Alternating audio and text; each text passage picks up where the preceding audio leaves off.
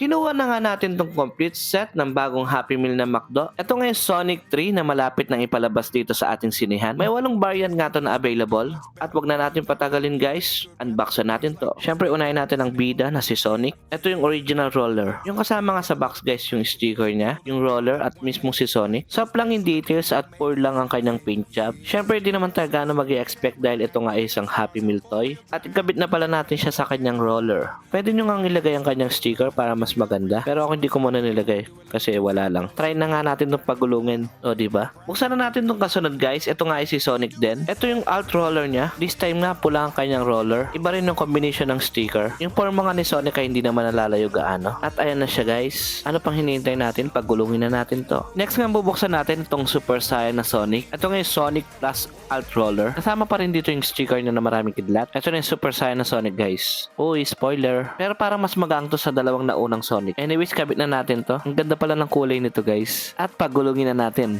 Dahil i-unbox na natin tong pang-apat na Happy Meal toy. At ito nga si Knuckles. Ayan daw ang kanyang alt roller. Ayan kulay puti nga ang kanyang roller. Ito nga din ang kanyang sticker.